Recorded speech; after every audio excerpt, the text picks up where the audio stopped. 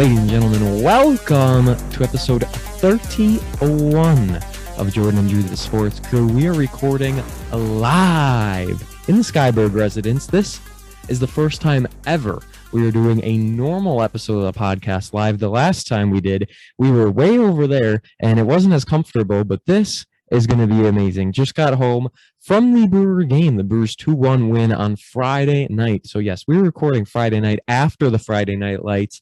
We don't have as much to talk about as normal. We won't have trivia. However, guys, we have spoiled you with content lately. Drew, we had on Wednesday.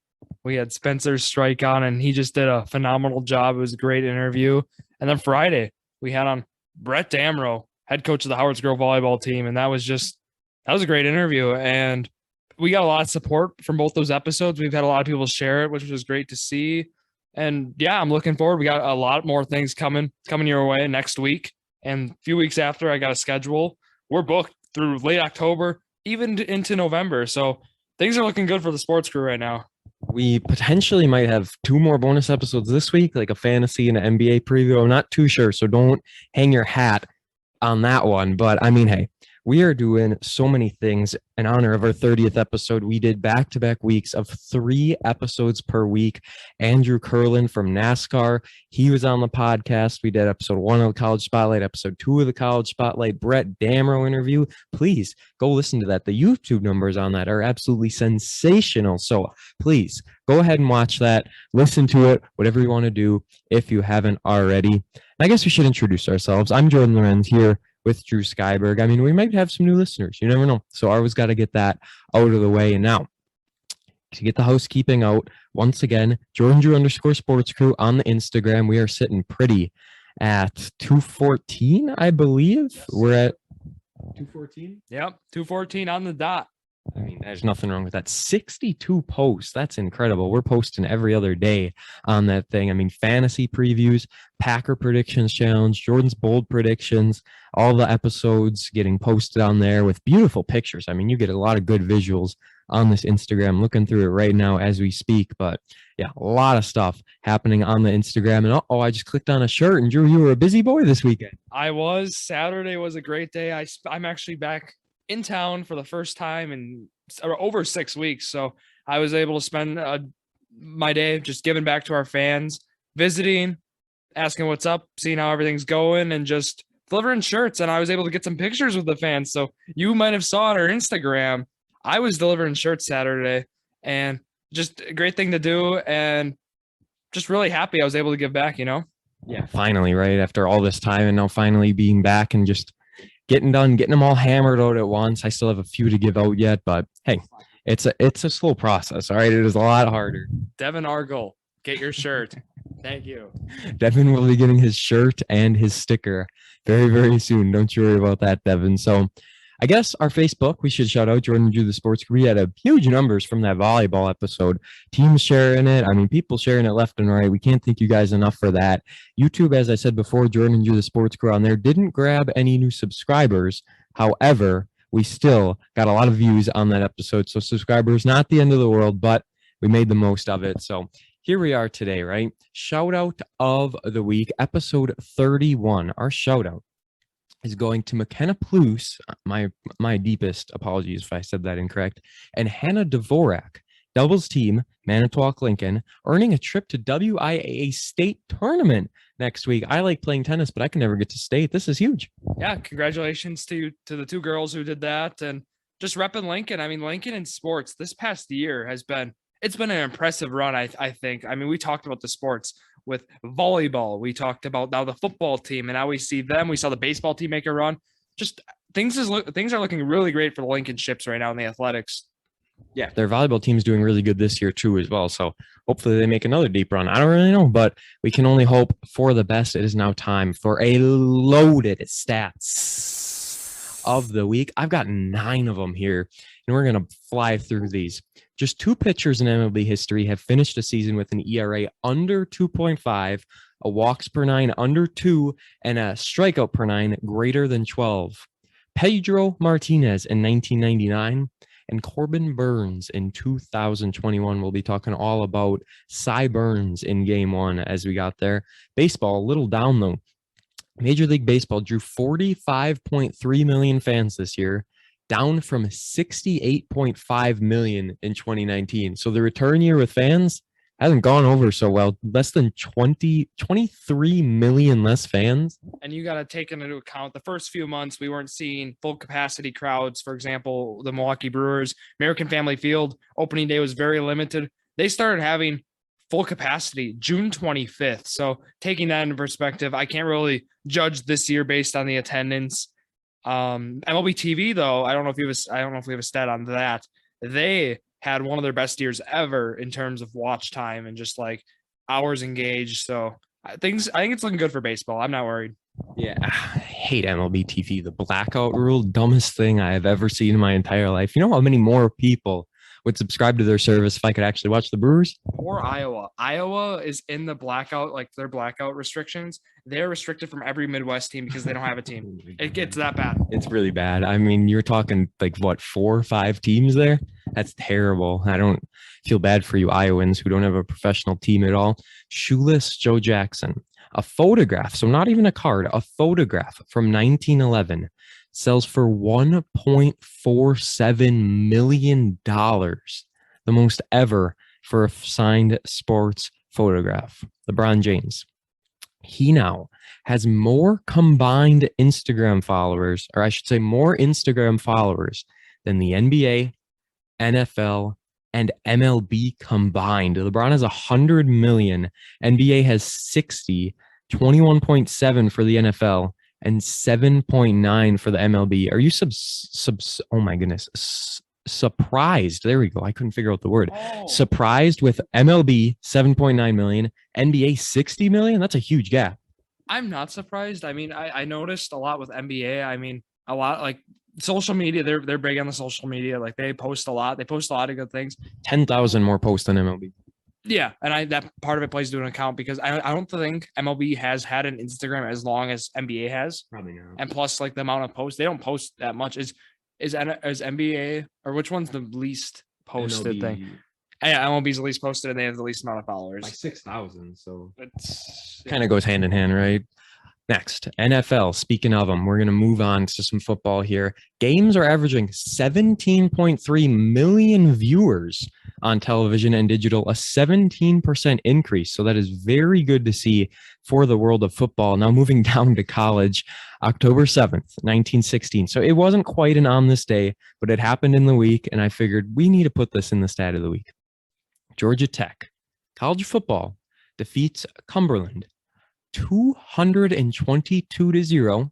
Now listen to this. Cumberland, negative 42 rushing yards. So I don't know if there's a lot of sacks in there. Passing 2 of 18, 14 yards, 6 interceptions, 15 total turnovers from Cumberland. For Georgia Tech, 978 rushing yards. Brett Prangy has over 1,000 in like 7 games. Georgia Tech put up 978 in this one, didn't throw a single pass, didn't turn the ball over once, and had 32 rushing touchdowns. What happened here? Well, I think they just ran it down their throats. Jordan, and we know ESPN. ESPN posted that same on this day thing. They posted it for the last, I don't even know how many years. I see that every year to come this time. And it always just opens your eyes. And I never actually looked at how they scored the points or how many yards they had and just like what happened. So I didn't know it was 32 rushing touchdowns. It makes sense. But yeah, good one for Georgia Tech. Good one. You can never live that one down if you're Cumberland. I don't even know if there's still a school, probably. But next, here we go. Moving on. New York's championship drought. This sucks. I mean, New York's got a lot of teams. I'm looking in this picture. Islanders, Jets, Knicks, Mets, Yankees, Rangers, Nets. And then who's in the back? Giants and who's the other one? I can't even tell. But it will be more than a decade between titles for New York sports teams in the NFL, MLB, NBA, and NHL. Last team doing was the Giants in 2012. New York teams just not doing well. I mean, they got a lot of them, but they're not doing anything. Yeah, they should be doing it. Like us. Oh yeah, us small market teams, and we look at these teams and they complain that they haven't won anything in 10 years. Oh, well, I mean, the Jets are just terrible. There's nothing you can do there. But then you got the Nets. Yeah, and even just like having that many teams, I mean, that's kind of embarrassing. Like we got with the teams we have. I mean, we haven't had something since 2010, and it's like I mean, well, other than the Bucks, of course, but like just putting into perspective that time drought, just that felt like. Yeah, and we don't have the money or super teams to do so, so it's kind of crazy. Back to baseball to round things off. Nelson Cruz, 41 years old, 98 days at the time, second oldest player to home run in a postseason game on a ball that didn't leave the park. So I really didn't research that, but did you see this at all? I didn't look into. No. I don't think it was an inside the park home run. Oh, I mean, if it didn't leave the park, It says on a ball that didn't leave the park, but it doesn't say it's an inside the park home run I either. think it cleared the fence.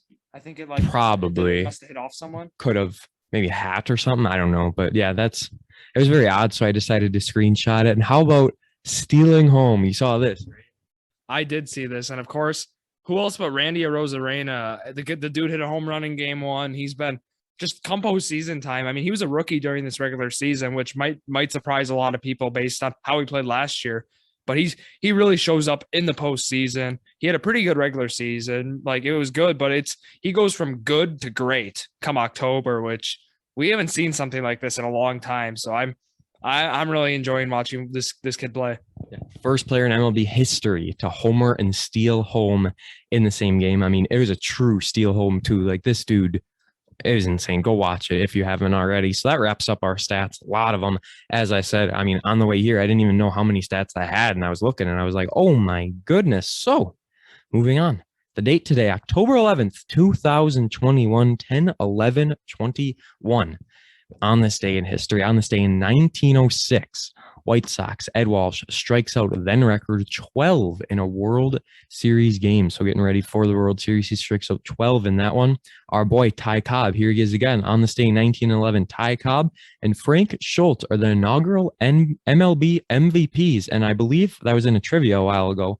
I asked the year or something like that. So I just thought it was fitting. The prize, a car. So I really couldn't complain if I won MLB MVP in 1911, a new car. Sure. On this day in 1925, the aforementioned New York Giants play their first NFL game, lose to Providence 14-0. Odd loss there. On this day in 1943, almost 20 years later, the Yankees beat the Cardinals 4-1 in the 40th World Series. First team to win 10 World Series. So the Yankees won 10 of the first 40. Thankfully, we don't have to see them in this postseason. On this day in 1980, the Dallas Mavericks opened their debut NBA season 103-92 victory against interstate rival San Antonio Spurs at the Reunion Arena. It's not called that anymore. On this day in 1981, Yankees beat the Brewers 7-3 and win the only Eastern Championship Series. Do you know what that is? What year was this? 1981? 81 Eastern Championship Series. So what happened was I think they used to do it like that where it was like the Eastern. Well, they did like the Eastern and the Western. Like there's no Central back then. Mm-hmm. So they must have had a championship in the AL East. Maybe there was like a tiebreaker or something in that year. Could be, I don't know. Because the Brewers, that was the first year they made the playoffs in their franchise history. So they still made the playoffs, but maybe that made like the Yankees like I don't know what happened. Well, it also says win only Eastern Championship. So I don't know if that's the Yankees only or the only Eastern Championship Series. So I don't really know. We'd have to do a little more research on that one. Last one on this day in 1997, Dennis Rodman, for those of you who watched The Last Dance, he returns from a second longest NBA suspension, which was 11 games at the time. We're seeing suspensions a little longer than that nowadays, and especially in baseball, those are huge, but that's all we got. So things have been wrapped up for our stats of the week. For on this day, we got a lot of high school sports to talk about this week. Just trying to look up this Eastern thing, and did you find it? Yeah, it was a tiebreaker kind of thing, like what we thought. Yeah, and Brewers managed to lose it, and the Yankees actually went on to win the 1981 World Series. Is what happened because they went on to sweep. Yeah, because they beat it was a divisional playoff. It was like a one-game playoff to show who almost a wild card. Yeah, to who wins the East, and then they swept the Oakland A's in the American League Championship Series, made the World Series. They won the World Series. Hey, good for them. They got the rub from the Brewers, and there they are. So let's talk high school football. We starting with EWC. Is that what you want to do? Let's go. Game schedule. Click on it for me. We're going to see the one that surprised us the most. Valders beats Kiel 20-14. Sadly, we don't have stats for any of these games so far that are up. I mean, the night just passed. It's 10:32 at night when we're recording. No stats at all for these teams. Coaches just put the scores in. It's all they really care about. Zeros all around. 20-14 win for Valders over Kiel, and Drew wants the mic. I just want the mic. I'm taking the mic here. I talked about this last week. I said this Valders team, I said it's senior night. I said if they can stop the run, they can go out with a victory. And you know what they did? They stopped the run. They did their job. What happened? I wasn't at the game. We were at the NLDS game one, but I got some updates from some guys, and I heard some good stuff. They had some really great returns. Elias Sparks had a phenomenal game. And just the end of the drive, there was a late game drive for Kiel to try to either tie the game or maybe even win it here. And they got an interception. I believe it was, I might have even been Sparks again with the interception. I'm not sure, but that was a big win for Valders on senior night. And yeah, I'm impressed with this team. They had to stop Schmitzenmeyer, and they did the job. They did their job is what I heard. And I mean, they only allowed 14 points to this Kiel team. And this is a big win for Valders. Just as a team, just to develop. I mean, this is a younger team as well.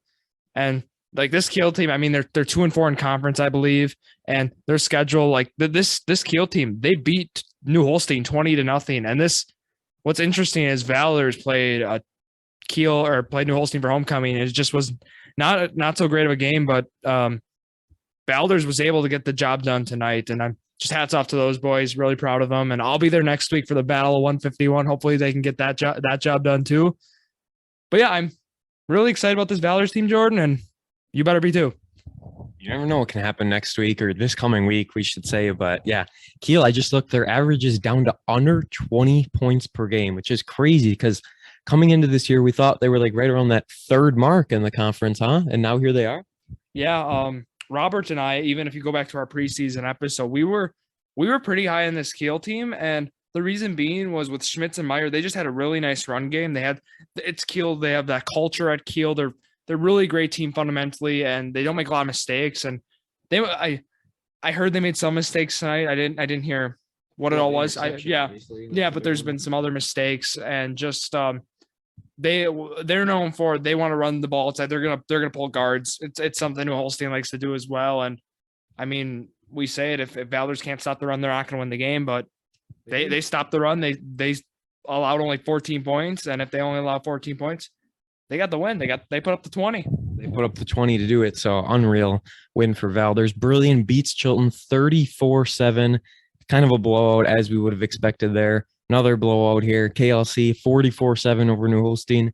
Knew that was coming. TR 52-0 over Roncalli. Thought it would have been more than that, but a big TR win. I mean, Chase Mathias, I'm sure he had 350 yards and 6 touchdowns or something in that game. I really don't know, but yeah, it's just, this conference right now is so interesting. It's a blowouts all around. And next week, coming up this week, I should say, I keep saying next week, this Friday night, hit that game schedule button for me. And let's move to October 15th. Click on it.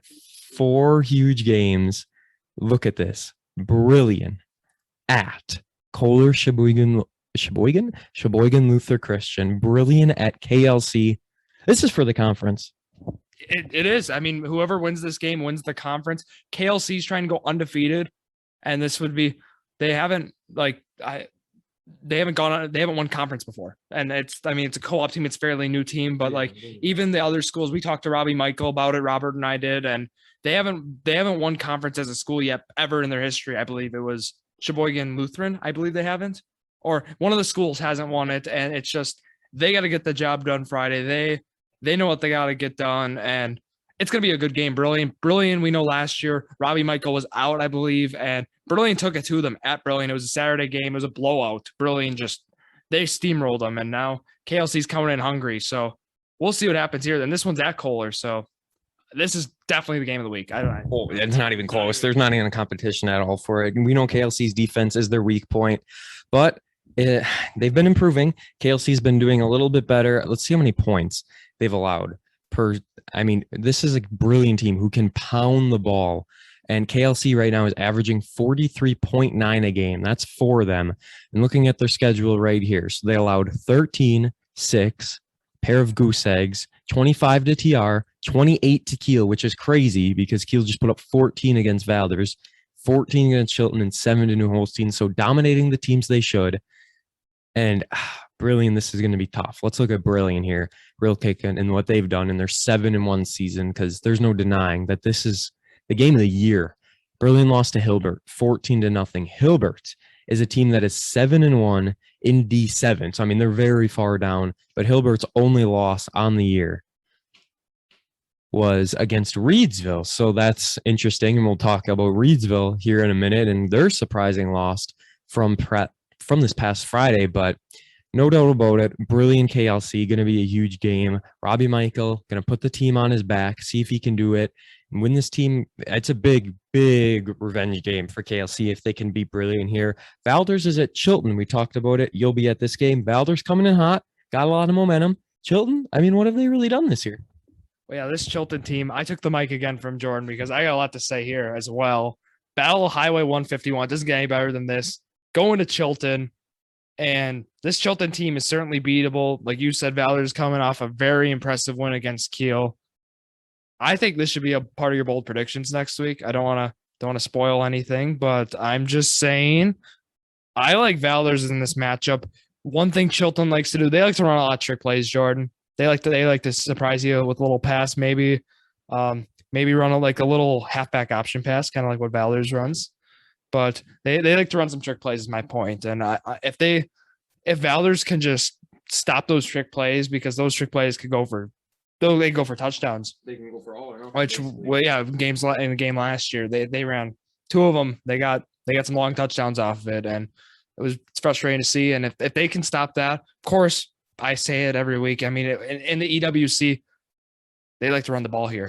It's a run-heavy conference. We've talked about it, even with Robbie Michael running the ball. But like, if you want to win in this conference, you got to be able to stop the run. And if you can't really stop the run, you got to be able to put up a lot of points. So like KLC they can stop the run pretty well, but they also can put up a lot of points. So I think, yeah, I want Valders to win this game. I hope they win this game. I'll be rooting for Valders to win this game. So a little biased, but it's all right. No big deal, really. Not I love my Lincoln Chips. Unupdated stats here, but Robbie Michael was right at about 1,500 passing yards, and the next closest was 800. And I mean, 800 yards in 8 games, it's like 100 a game, which is still kind of a lot, but still really not that much. Yeah, it's the touchdown to interception ratio is honestly one of the funniest things. Robbie Michael 27-4. Then you got 7-9.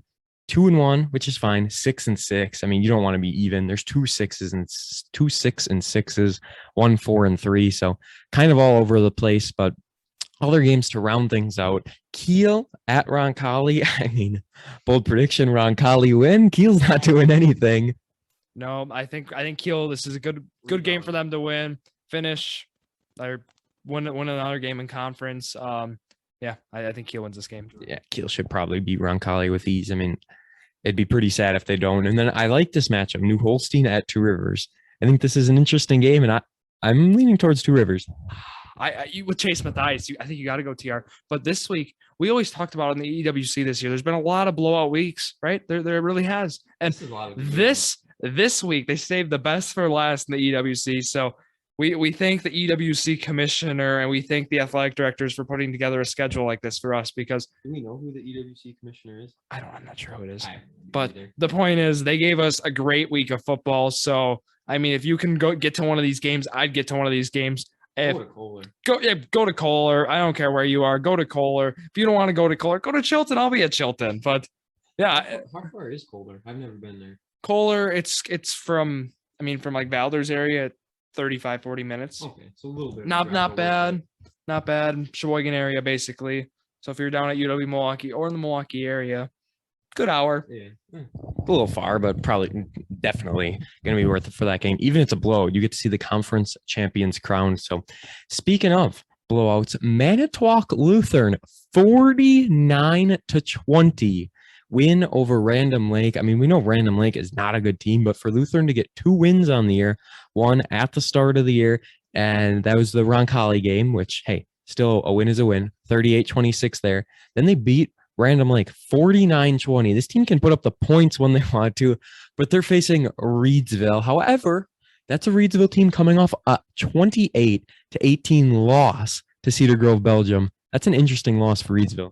It really is, Jordan. This Reedsville team has been phenomenal the past few years. They're just a great program, and this is a game I thought Cedar Grove Belgium would lose. I really had Reedsville winning this game, and I thought like they'd with the conference now, because that really ruffles up how the conference is looking. Because I believe now Cedar Grove Belgium has the tiebreaker over them. I'm not sure exactly, but one thing though, Manitowoc Lutheran, I want to comment about how they beat Random Lake. How you kind of said their reward for winning a game, they get to play Reedsville next week. What a great reward! But it's been an interesting, I don't know, because they're in the Big East this year, and that is the Big East. They used to do like the North and the South. They do that for basketball, but this year, or for football, they're able to just like put the Big East all in one. They put Michigan in the Packerland. They did some realignment a few years ago. It's kind of how Sheboygan Falls got out of the EWC, so that kind of moved around some teams. And yeah, you want to talk about the Big East? Yes, we're gonna look at the standings here. I'm trying to figure this out. We've got but I want to see Hilbert with the tiebreaker. Cedar Grove Belgium, Hilbert, and Reedsville are all at 5-1. Hilbert lost to Reedsville, but beat Cedar Grove Belgium. So Hilbert has the tiebreaker. Hilbert? Would they have the tiebreaker here, Jordan? They technically lost to Reedsville. Reedsville beat Cedar Grove Belgium, or Reedsville lost to Cedar Grove Belgium. Hilbert lost to Reedsville, a team who lost to Cedar Grove Belgium, but Hilbert beat Cedar Grove Belgium. This is where it gets confusing. Do they take points scored as a kind?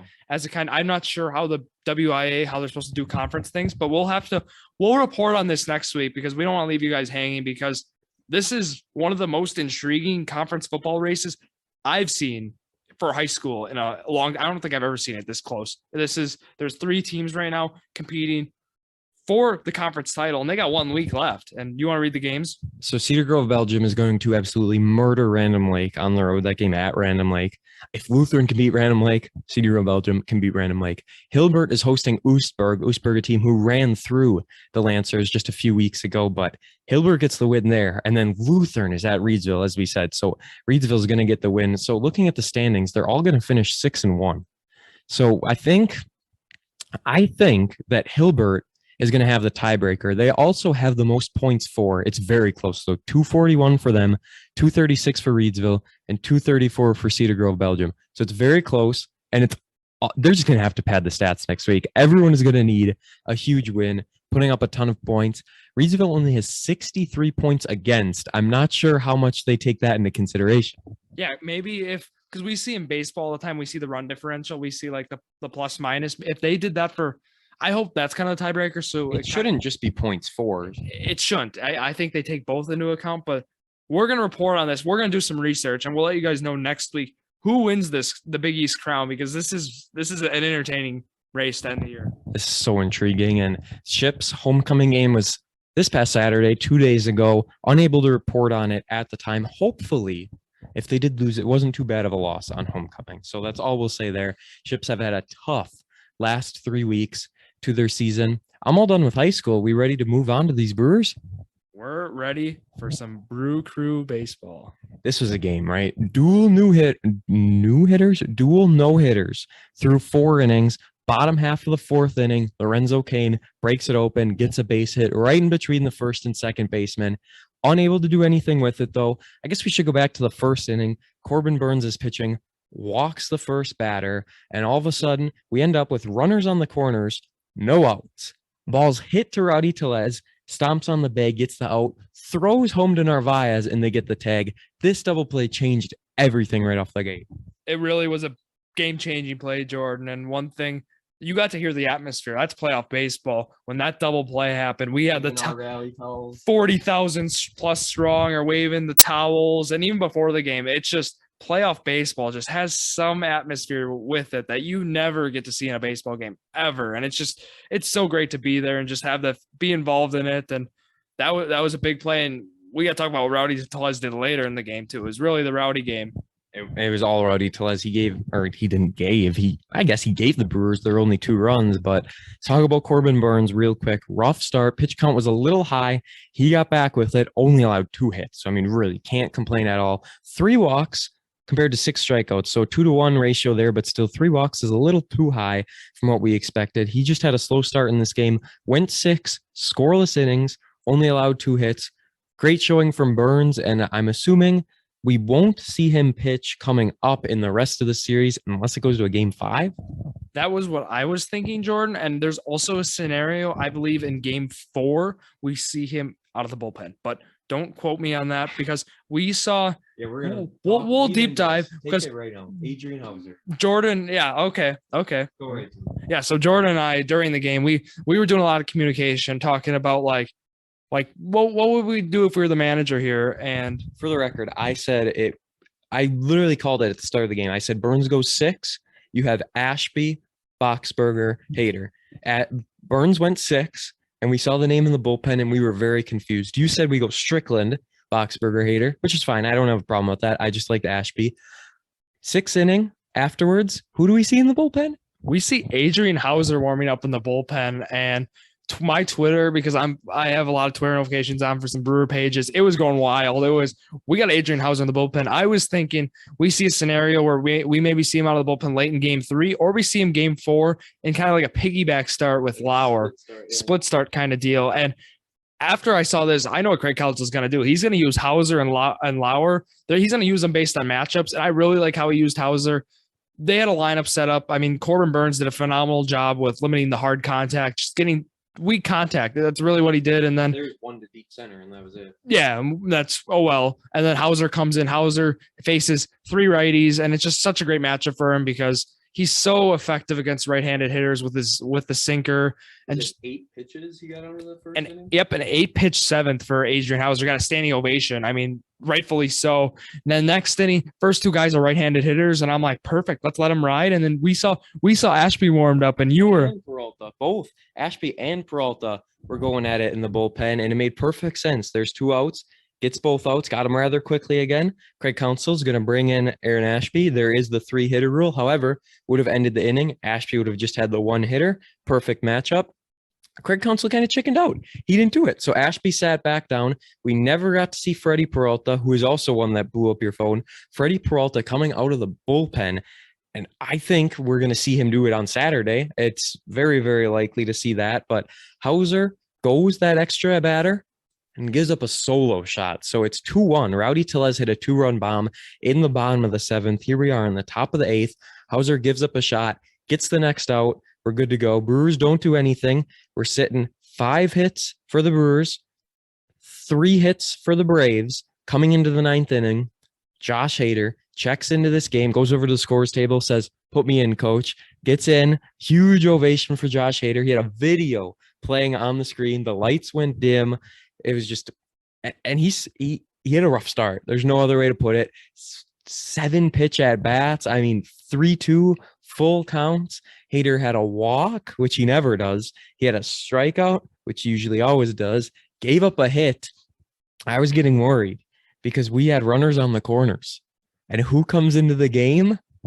Orlando Arcia. My boy, Orlando Arcia, man, we traded at the very start of the year, comes in to play the matchup with the lefty Josh Hader. This is huge at bat. Hader gets the job done. That was his strikeout.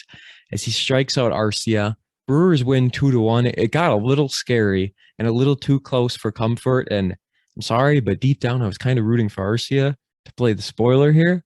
But he didn't. I love Arcia. He's my boy, but Brewers get the job done. What a game.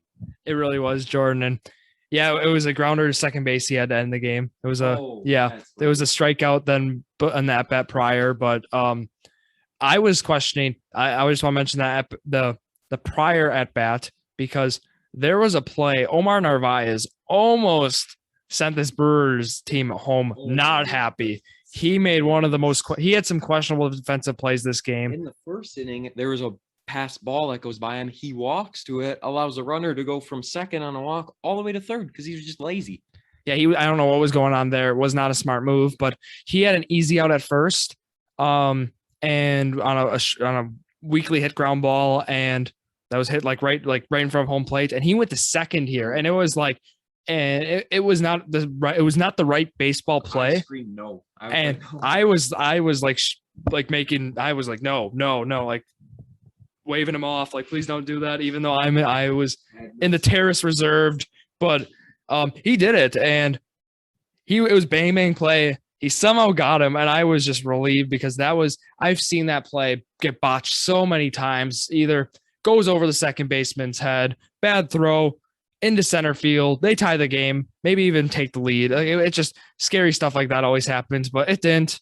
And Brewers walked away with the dub here, 2-1. And one other thing I wanted to mention was Jordan and we predicted almost every pinch hitter that was coming up. I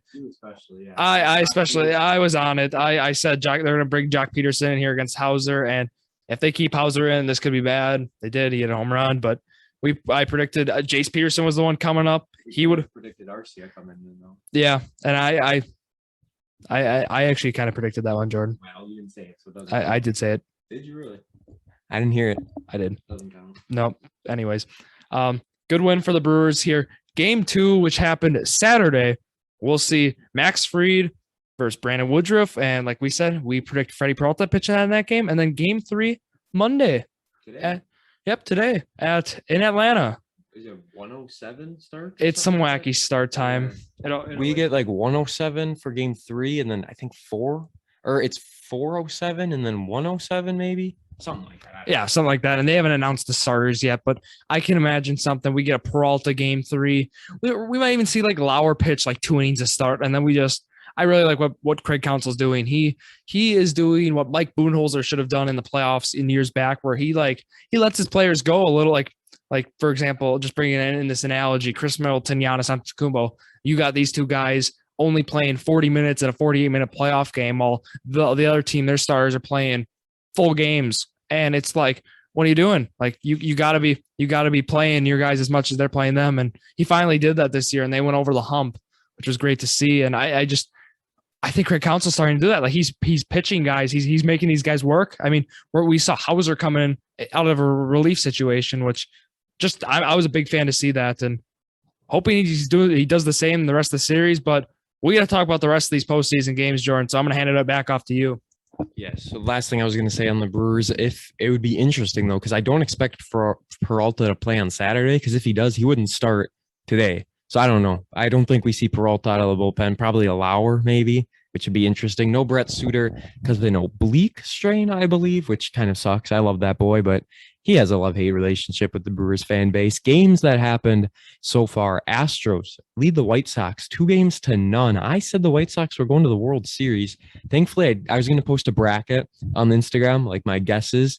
Thankfully, I didn't do that because my World Series team will likely be out. A 9-4 win in Game 2 for the Astros. The Red Sox put up 14 runs against the 100-win Braves. So that is a huge, huge accomplishment for the Red Sox. Maybe it was a one-night wonder, but they did it on 20 hits. 14-6 win on 20 hits for the Red Sox. So they had players, Kike Hernandez, 5 hits in this game. JD Martinez with 4, Verdugo and Bogarts and Vasquez all with 3. I mean, you want to talk about huge games for this Red Sox team. Obviously, I didn't expect them to beat the Rays the series, but huge win for them there. And as we're recording, Giants are up on the Dodgers 3-0. So I think we're still riding the same thing here, but now we have to switch because Astros are beating the White Sox. Rays are still beating the Red Sox. And then Giants over Dodgers, and then Brewers Giants. Yeah, Jordan. I can't see the White Sox coming. You got to keep in mind, hey, it's only these series ain't over yet, Jordan. We've seen some comebacks before. They're just not over, and I think we could still see the Dodgers come back here. I think even the White Sox coming back to Chicago. It's certainly possible that they could come back and win this series. So we've seen comebacks down 2-0. It's happened before. So I'm not going to rule these teams out yet. But if it comes to that, yeah, I think we see, right, based on what we're looking at right now, it looks like it would be kind of like Brewers, Giants, and it would be either Rays, Astros, a rematch of last year, or Red Sox, Astros, which both those would be entertaining. And I really hope the Brewers, for our sake, they face the Giants. I'd rather face that Giants than that stacked Brewers or that stacked Dodgers team, as we know. How about Red Sox, White Sox, huh? You never know. White Sox come back, battle of the Sox. I was looking, Dodgers have 5 hits in this game against the Giants here. Mookie Betts with 2, Smith with 2, and then 1 for Seager. So they only have 3 guys with the 5 hits, which isn't the best, but you're going to have off nights for sure. Just not a whole lot of room for that. And yeah, Logan Webb, what a gem for him. I love Logan Webb. I've seen so many great starts out of him. Like he is one of my probably favorite pitchers to watch in the big leagues right now. He's so effective. He reminds me kind of, I'm going to say it like, he reminds me of Corbin Burns. He is a Corbin Burns that is not as heard of right now. Like he's pitching 7 2/3, 10 strikeouts, no earned runs in his start. And he really developed as an ace for a team that had guys like Anthony DeSclafani and Kevin Gausman, who were the main guys who we all talked about this start of the year. He's developed as really that top guy. Yeah, can't say any bad things about him. That's for sure. Struck out 10 Dodgers in this game one, maybe a little more as well. Any other baseball talk you want? Are we going to end this on a fun note? Let's end it on a fun note here, Jordan. Okay, so no trivia this week. We don't have the proper equipment. I don't have the trivia here, but I'm going to kind of brag about one of my fantasy teams a little bit, and I'm just going to tell you how stacked this is, right? So in my big league, this is the money league, guys. I'm 4-0 currently, only undefeated team. This is my squad I'm representing right now. Lamar Jackson at quarterback, Derrick Henry as my RB1, Derek is his first name DeAndre. Why would I say Derek Swift? DeAndre Swift is my RB2, Cooper Kupp as my wide receiver, Deebo Samuel at wide receiver, Dawson Knox. I just picked him up. I used to have Tunyon, picked up Knox off the waivers. This week, I also picked up Hunter Renfrow, which is a great matchup against the Bears. Justin Jefferson, I have Justin Tucker, and then the Patriots D, who I just picked up. Tannehill on the bench, Connor on the bench, Gordon on the bench, Kirk and Ridley all on the bench. I mean, this thing's stacked. $50. And how many teams? 10. Who drafted the other teams, Jordan? Were these auto drafted? What's going on here? I'm shocked that you were. I mean, credit to you for drafting because you got a really nice team for a 10-team $50 league, to say the least. And hopefully you can bring that money home and maybe split some winnings with your co-host. I don't know about that, but the guy I faced this week, he has a doubtful player on his bench. One player who averages or is supposed to get under 4.